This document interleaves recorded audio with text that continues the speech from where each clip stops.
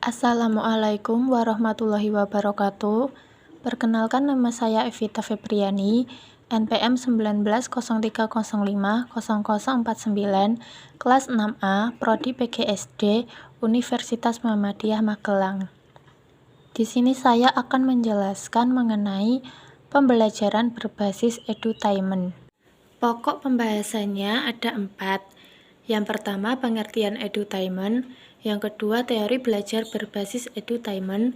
Yang ketiga, teori dan bentuk terapan edutainment. Dan yang terakhir, karakteristik edutainment. Yang pertama, pengertian edutainment. Menurut Hamruni, dalam buku karya M. Fadilah, mengatakan bahwa edutainment terdiri atas 2 kata, yaitu education dan entertainment. Education artinya pendidikan, dan entertainment artinya hiburan. Jadi secara bahasa, edutainment diartikan sebagai pendidikan menyenangkan. Sedangkan dari segi terminologi, edutainment adalah suatu proses pembelajaran yang didesain sedemikian rupa sehingga muatan pendidikan dan hiburan bisa dikombinasikan secara harmonis untuk menciptakan pembelajaran yang menyenangkan. Dalam hal ini, pembelajaran yang menyenangkan biasanya dilakukan dengan humor, permainan atau game, bermain peran, dan demonstrasi. Yang kedua, teori belajar berbasis edutainment. Teori belajar berbasis edutainment adalah salah satu bentuk teori yang mengungkapkan dan menjelaskan tentang pembelajaran yang mengasyikkan dan menyenangkan. Dalam kamus ilmiah disebutkan bahwa teori ini adalah dalil atau ilmu pasti, ajaran atau pandangan tentang sesuatu berdasarkan kekuatan akal. Adapun untuk teori pembelajaran berbasis edutainment ada 3, yaitu 1. Teori belajar kooperatif. Model pembelajaran kooperatif adalah belajar kelompok. Kelompok di sini merupakan rangkaian kegiatan belajar yang dilakukan oleh peserta didik dalam kelompok-kelompok tertentu untuk mencapai tujuan pembelajaran yang telah dirumuskan. 2. Teori otak triun. Konsep 3 otak dalam satu kepala atau otak triun dicetuskan oleh Paul Masklin. Paul Masklin tersendiri telah mengembangkan teori otak triun ke level yang jauh lebih kompleks dan mendalam. Untuk menciptakan pembelajaran yang baik, suasana pembelajaran harus dibuat menyenangkan, sehingga otak-otak tersebut dapat berfungsi dengan maksimal. 3. Teori kecerdasan majemuk. Teori kecerdasan majemuk adalah teori yang menjelaskan kemajemukan kecerdasan yang mungkin sekali dimiliki oleh setiap siswa dan orang. Howard Gardner mengemukakan dalam teori multiple intelligence ini dalam bukunya Frame of Mind.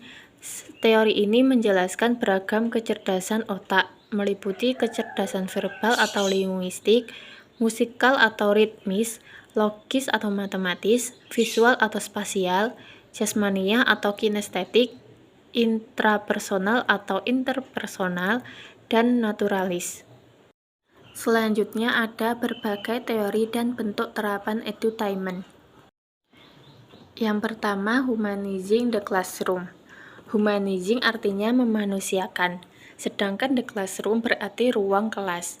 Jadi secara harfiah, humanizing the classroom bermakna memanusiakan ruang kelas.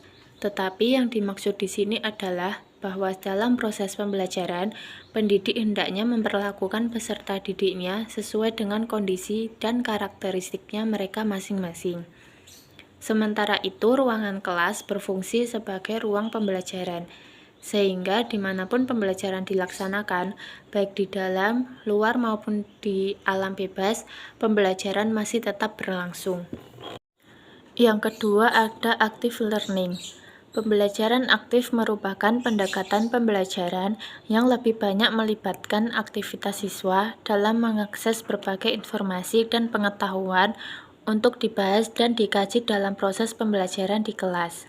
Pembelajaran aktif atau active learning adalah pembelajaran yang menekankan keaktifan siswa untuk mengalami sendiri, untuk berlatih, untuk berkegiatan, sehingga baik dengan daya pikir, emosional, dan keterampilannya mereka belajar dan berlatih. Yang ketiga ada accelerated learning. Accelerated learning adalah pendekatan belajar paling maju yang digunakan pada masa sekarang dan mempunyai banyak manfaat. Accelerated learning didasarkan pada penelitian mutakhir mengenai otak dan belajar. Yang keempat, quantum learning. Quantum learning berakar dari upaya Georgi Lozanov, seorang pendidik berkebangsaan Bulgaria yang bereksperimen dengan apa yang disebutnya sebagai sugestologi atau sugestopedia. Prinsipnya adalah bahwa sugesti dapat dan pasti mempengaruhi hasil situasi belajar dan setiap detail apapun memberikan sugesti positif ataupun negatif. Yang kelima, quantum teaching. Quantum teaching adalah pengubahan belajar yang meriah dengan segala nuansanya. Dan quantum teaching juga menyertakan segala kaitan, interaksi, dan perbedaan yang memaksimalkan momen belajar. Quantum teaching berfokus pada hubungan dinamis dan lingkungan kelas interaksi yang mendirikan landasan dan kerangka untuk belajar. Yang keempat, karakteristik edutainment.